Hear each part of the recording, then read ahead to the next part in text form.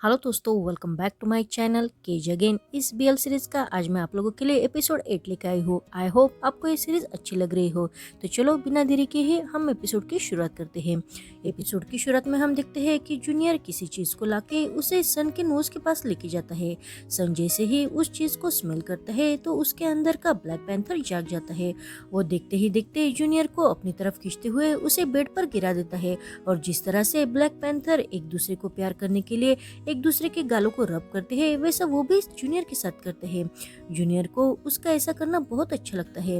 लेकिन थोड़ी देर बाद सन शांत होकर चुपचाप से साइड में हो जाता है। तभी जूनियर उसे कहता है, सन तुम्हारा ऐसा करना मुझे बहुत अच्छा लगा। अगर हम दोनों कपल बने तो हम एक दूसरे को कभी नहीं छोड़ेंगे, ऐसे ही चिपके रहेंगे। उसकी बात सुनकर अब सन दूसरी तरफ देखते हुए खामोश हो जाता है।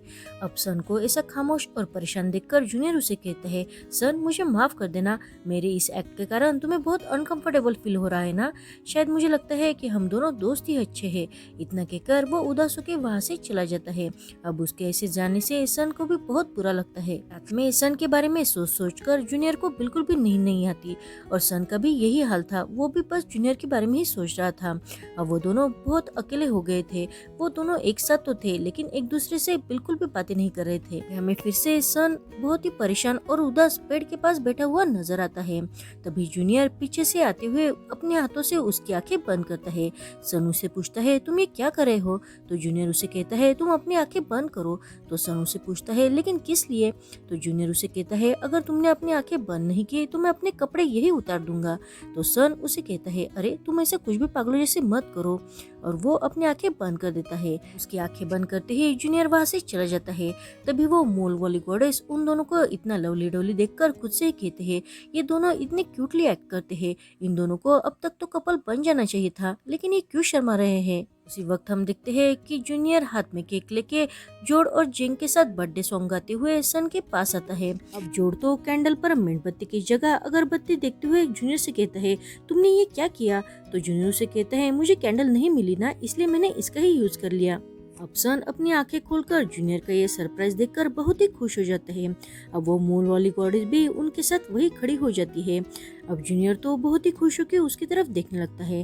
तभी जोड़ उसे पूछता है, जूनियर तुम यहाँ किसकी तरफ देख रहे हो? कि यहाँ फिर से वो मूल वाली गॉडेस आ गई है? तो चेंग उसे कहता है कि तुम उससे अब डरते नहीं हो? तो जोड़ उसे कहता है, मैं उसे डरता नहीं हूँ, लेकिन मैं उसे पूछूंगा कि तुम्हारी बर्थडे डेट क्या है, तो हम सन की तरह उसका भी बर्थडे सेलिब्रेट कर पाएंगे। और वो सन से पूछता है कि तुम्हें हमारा सरप्राइज कैसे लगा, क्योंकि इसके लिए हमने बहुत दिनों से प्रिपरेशन की है। तो सन उसे कहता है, मुझे भी नहीं पता था कि आज मेरा बर्थडे है। तो जेंग हैरान होती हुए उसे पूछता है, क्या तुम्हें नहीं पता था? तो फिर जूनियर को कैसे पता? ये जानकर जूनियर तो बहुत ही खुश होता है। तभी हमें पास्ट का सीन दिखाया जाता है। जब जूनियर फिर से जू में गया था तभी वो देख लेता है कि सन को उस जू में कब लाया गया था और उसी दिन को उसने सन की बर्थडे डेट बना ली थी। अब सन जूनियर का सच छुपाने के लिए उन सबसे कहता है, मुझे मेरा बर्थडे पता था लेकिन मैं भूल गया था। लेकिन तुम लोगों को मेरे लिए इतना सब कुछ करने की कोई जरूरत नहीं थी। वैसे भी मुझे बर्थडे सेलिब्रेट करना बिल्कुल भी अच्छा नहीं लगता। तो जिंग उसे कहता है, क्या तुम सच कह रहे हो? लेकिन हमारा सरप्राइज देख के तो तुम्हारी मुस्कान ही नहीं रुक रही है। अब सन तो और भी खुश हो जाता है। तभी जोड़ वहाँ के कैंडल लेकर उस केक पर लगा देता है और सन से कहता है, चलो अब हम केक काटते हैं, पहले तुम अपनी विश मांगो। अब सन अपने लिए विश मांगने लगता है। तभी जूनियर भी आंखें बंद करके विश मांगता है। तो जेंग जूनियर से पूछता है, जूनियर आज तो सन का बर्थडे था ना, लेकिन तुमने क्यों विश मांगी? जूनियर उसे कहता है, मैंने मेरे लिए नहीं तो सन के लिए ही विश मांगते हुए कहा है कि सन की जो भी इच्छा हो वो सब पूरी हो जाए। अब वो चारों भी एक दूसरे के चेहरे पर केक लगाते हुए बहुत एंजॉय करते हैं। तभी वहाँ उनकी प्रिंसिपल आते हुए जोड़ और जिंग से कहती है कि तुम्हारे पेरेंट्स तुम्हें पिक करने के लिए आए हैं, तो तुम जल्दी चले जाओ। वहाँ से जाते हुए जोड़ और जिंग की आंखों में पानी आ जाता है। उन्हें रोता हुआ देखकर सन उन्हें पूछता है, तुम रो क्यों रहे हो? तो जोड़ उसे कहता है, इससे पहले मेरे कभी भी फ्रेंड नहीं हुए ना, इसलिए। और वो चारों मिलकर एक दूसरे को हक करते हुए जोर जोर से रोने लगते हैं। तभी सन उसे कहता है, अरे तुम चिंता मत करो, हम सेमेस्टर के बाद फिर से मिलेंगे। जाते हुए जोड़ सन से कहता है, तुम उस मंदिर में जो मेला लगता है उसमें जूनियर को जरूर लेके जाना। तभी जेंग उन दोनों से कहता है, तुम दोस्त से भी और कुछ ज्यादा बन सकते हो। इतना कह के वो वहाँ से चले जाते हैं। आगे हम देखते हैं कि जूनियर रात में अकेला ही तालाब के पास बैठा हुआ था। तभी सन उसके पास आते हुए उसे कहता है, अरे मैं तुम्हारा इंतजार कर रहा था और तुम यही बैठे हो। लेकिन जूनियर उससे कुछ भी नहीं कहता, बस उसकी तरफ देखने लगता है। तभी सन उससे हिचकिचाते हुए कहता है, क्या तुम मेरे साथ डेट पर चलोगे? अब जूनियर कंफ्यूज होते हुए कहता है, डेट पर? तो सन उसे कहता है, हाँ तुमने ही कहा था ना कि हमें कपल बनना है, तो क्या हम कपल बनने से पहले एक दूसरे के साथ डेट पर चले? अब ये सुनकर जूनियर तो बहुत ब्लश करने लगता है।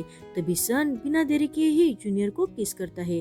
जूनियर भी उसके किस का रिस्पॉन्स करते हुए एक दूसरे के प्यार में खो जाते हैं। दूसरे दिन हम देखते हैं कि जूनियर और सन मंदिर में होने वाले मेले को देखने के लिए जब स्कूल के गेट के पास आते हैं। अब स्कूल का ऊंचा गेट और ऊंची वॉल देखते हुए जूनियर सन से कहता है, मैं पेंगुइन हूँ ना, इसलिए मैं उड़ नहीं पाऊंगा। तो सन उसे कहता है, तुम्हें उड़ने के लिए किसने कहा है? मैंने तो कहा है कि तुम इस दीवार को पार करो। तो जूनियर उसे कहता है, लेकिन मैं इतनी बड़ी दीवार कैसे पार करूँ, तुम्हें मुझे बताओ। तो सन उस दीवार के पास जाकर उस पर चढ़ने की कोशिश करता है, लेकिन वो दीवार बहुत ही ऊंची होने के कारण वो ऐसा नहीं कर पाता। तभी वहाँ सिक्योरिटी गार्ड यानी सैम आ जाता है और वो सन को देखते हुए उन दोनों से कहता है, तुम यहाँ क्या कर रहे हो? सैम की आवाज सुनकर सन डरते हुए जल्दी से जूनियर के पास आ जाता है। तो जूनियर उससे कहता है, हम दोनों घूमने के लिए बाहर जाने वाले थे, तो प्लीज तुम हमारी कुछ मदद करो ना। लेकिन सैम उन दोनों को मना करते हुए वहाँ से जाने को कहता है। जूनियर उसे कहता है, प्लीज मुझे और मेरे बॉयफ्रेंड को घूमने के लिए जाना है, हम डेट पर जा रहे हैं, प्लीज हमारी मदद करो ना। लेकिन सैम उनकी एक बिना सुनते हुए उन्हें हॉस्टल वापस जाने के लिए कहता है। सन और जूनियर बहुत ही अपसेट होकर उसके सामने से वहाँ से चले जाते हैं। लेकिन जैसे ही सैम वहाँ से चला जाता है तो वो दोनों चुपके से उस पर नजर रखने लगते हैं। अब सैम फिर से उस गेट के पास आते हुए जोर से चिल्लाते हुए कहता है, मुझे पता है कि तुम दोनों आसपास ही हो, लेकिन यहाँ से भागने की कोशिश बिल्कुल भी मत करना। इतना कहते हुए वो वहाँ से चला जाता है।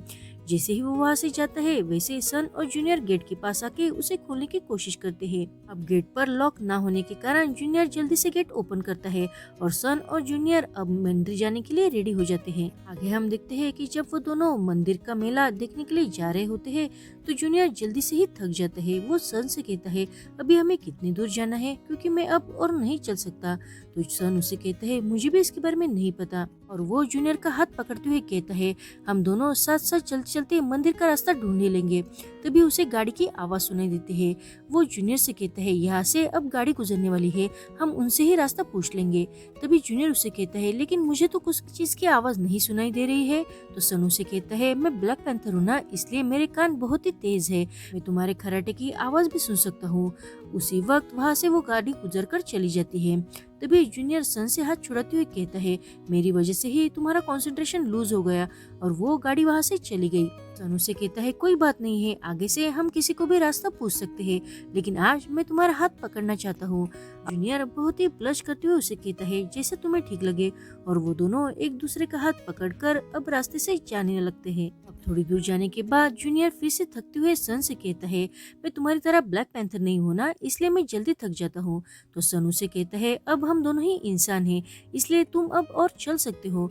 लेकिन जूनियर उसे कहता है, नहीं, मेरे पैर बहुत दर्द कर रहे हैं। तो सन अब जूनियर की पैर की मसाज करने लगता है, लेकिन जूनियर उसे कहता है, मैं फिर भी नहीं चल पाऊंगा क्योंकि मेरे पैर बहुत दर्द कर रहे हैं, क्या तुम मुझे अपनी पीठ पर नहीं बिठा सकते हो? अब सन उसका कहना मानकर उसे अपने पीठ पर बिठा देता है और रास्ते से जाने लगते हैं। तभी जूनियर सन से कहता है, आज मैं तुम्हारे साथ हूँ ना, इसलिए मैं बहुत ही खुश हूँ। सन उसे कहता है, मैं हमेशा ही तुम्हारे साथ रहूंगा। तो जूनियर उसे कहता है, ये सच नहीं है, अगर मैंने तुम्हें अप्रोच नहीं किया होता तो हम दोनों इस समय ऐसे साथ नहीं होते। तुम स्कूल से बाहर घूमने के लिए ऐसे कभी गए हो?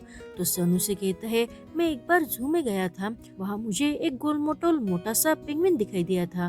तो जूनियर उसे कहता है, तुमने किसे गोल मोटोल कहा?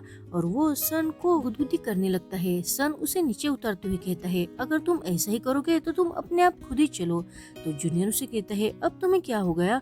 और वो सन का हाथ फिर से होल्ड करने लगता है, लेकिन सन उससे अपना हाथ छुड़ाकर आगे जाने लगता है। जूनियर बार बार उसका हाथ पकड़ने की कोशिश करता है, लेकिन सन नहीं मानता। अब जूनियर को भी गुस्सा आता है, तो वो सन से कहता है, आज के बाद मैं तुम्हारा हाथ कभी नहीं पकड़ूंगा।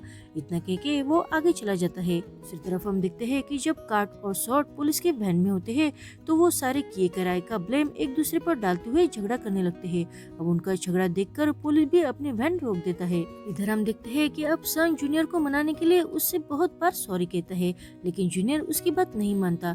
तो सन अब जानबूझकर अपना पेट दुखने का बहाना करता है। तो जूनियर उसे कहता है, तुम मुझे क्या इतने मूर्ख समझते हो कि मैं तुम्हारा बहाना नहीं समझ सकता। तो सन उसे कहता है, ठीक है, तुम हाथ पकड़ना चाहते हो ना, तो चलो हम अब से हाथ पकड़ते हैं। लेकिन जूनियर अभी भी मुंह फुला लेता है। तभी सन को वहाँ किसी की साइकिल दिखाई देती है। तो वो जूनियर से कहता है, तुम्हारे पैर दर्द कर रहे हैं ना, तो चलो जल्दी से इस साइकिल पर बैठ जाओ। और वो दोनों साइकिल पर बैठकर राइड करते हुए अब मंदिर के पास जाते हैं। अब मेला क्या होता है इसके बारे में न सन को पता होता है न जूनियर को। वो दोनों अब गलती से एक पार्क के सामने आ जाते हैं।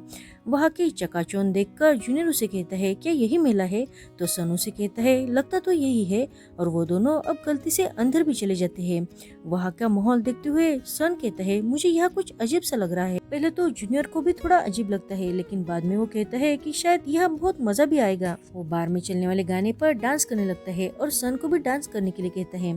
तभी वहाँ एक लड़की आकर सन से कहती है, तुम बहुत हैंडसम हो, यहाँ नए लग रहे हो, क्या तुम हमारे लिए गाना गाओगे? अब सन उसे मना करता है, लेकिन जूनियर और वो लड़की बार बार उसे गाना गाने के लिए कहती है। सन जूनियर के करीब जाते हुए उसे कहता है, यहाँ के मेले में कुछ मजा नहीं आ रहा है।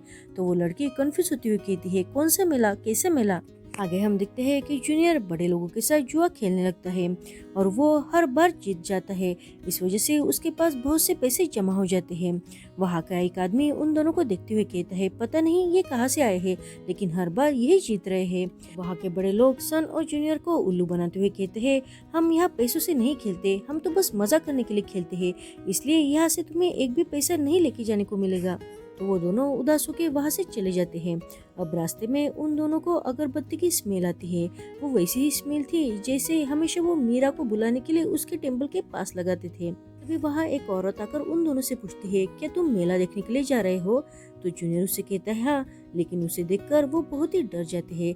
तब वो उन दोनों से पूछती है, तुम दोनों कहाँ से आए हो? अब सन और जूनियर उसे अपने स्कूल का एड्रेस बता देते हैं। तो वो उन दोनों से कहती है, इसका मतलब तुमने वो मॉल वाली गॉडेस का भूत तो देखा ही होगा। अगर तुम उसे देख सकते हो, इसका मतलब है कि तुम मुझे ही देख सकते हो और सुन भी सकते हो। और वो उन दोनों से कहती है, क्या तुम्हें पता है कि हमेशा बर्ड्स मीरा के घर पर टट्टी क्यों करते हैं? वो दोनों कहते हैं नहीं। तो वो आगे बताते हुए कहती है, क्योंकि हमें हमेशा लगता था कि वो हमारे यहाँ के प्रिंस की मिस्ट्रेस है, इसलिए हमारे यहाँ के लोगों ने उसे शाप देने के लिए बहुत बड़ा प्रोग्राम ऑर्गेनाइज किया था।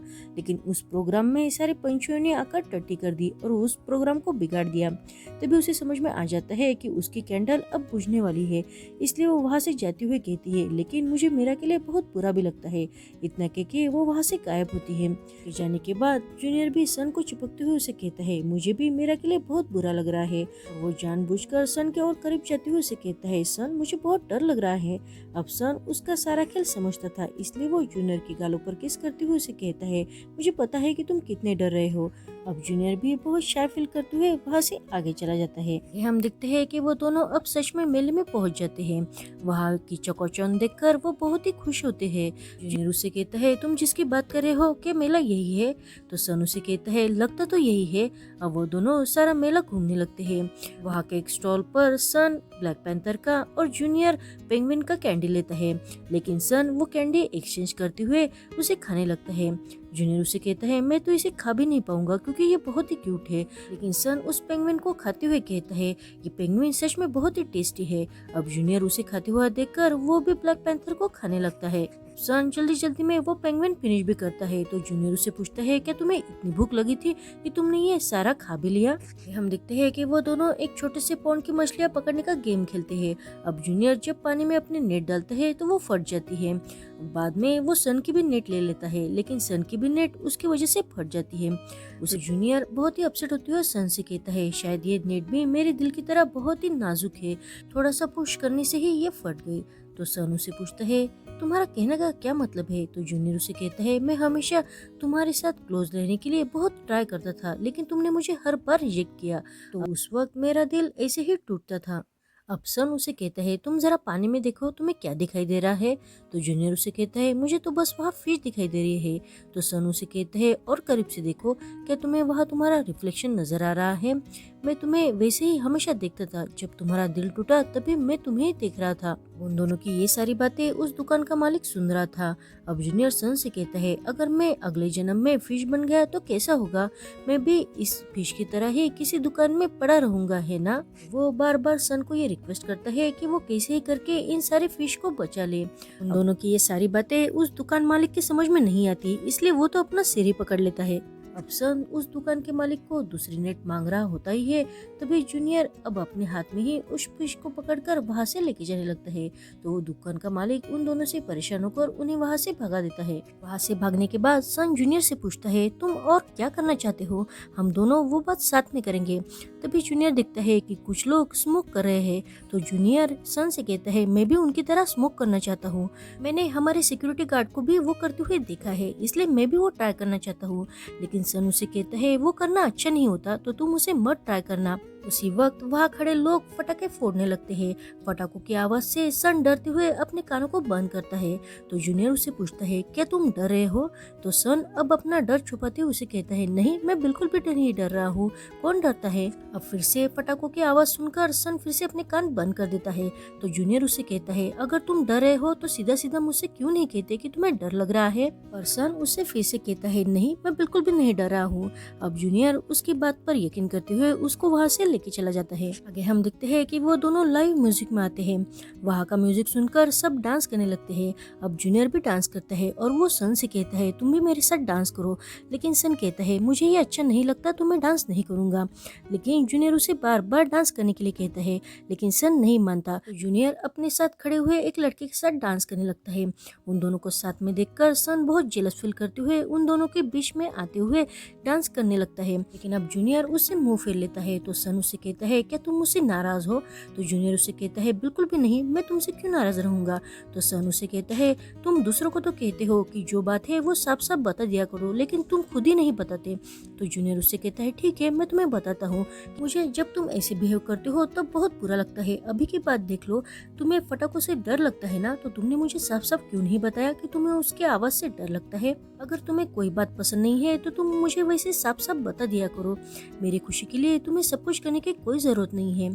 तो सन उसे कहता है ऐसी बात नहीं है, अगर मुझे कोई बात पसंद भी नहीं है लेकिन मैं उसे एक बार ट्राई करना चाहता हूँ, क्योंकि मैं जब तुम्हारे साथ होता हूँ तो सब बातें अच्छी ही होती है और मैं ये सारे मोमेंट एंजॉय करना चाहता हूँ। जब भी मैं तुम्हारे साथ रहूंगा तब मैं किसी चीज से नहीं डरूंगा। उसकी इन सारी बातों से जूनियर भी खुश हो जाता है और वो दोनों अब साथ में मिलकर म्यूजिक एंजॉय करते हुए डांस करने लगते हैं। वो दोनों डांस करते हुए एक दूसरे को किस करते हैं। उसी वक्त फटाके फूटने लगते हैं। अब फटाकों की आवाज से फिर से सन डरने लगता है। उसी वक्त शॉर्ट और कॉन वहाँ आके जूनियर को किडनैप करके अपने साथ लेके चले जाते हैं। उनके हाथ से जूनियर का वो रेड वाला बो वही नीचे गिर जाता है। सन जब होश में आता है तब वो जूनियर को इधर उधर ढूंढता है, लेकिन जूनियर उसे कहीं नजर नहीं आता। तभी उसे जूनियर का वो रेड वाला बो नीचे पड़ा हुआ दिखाई देता है।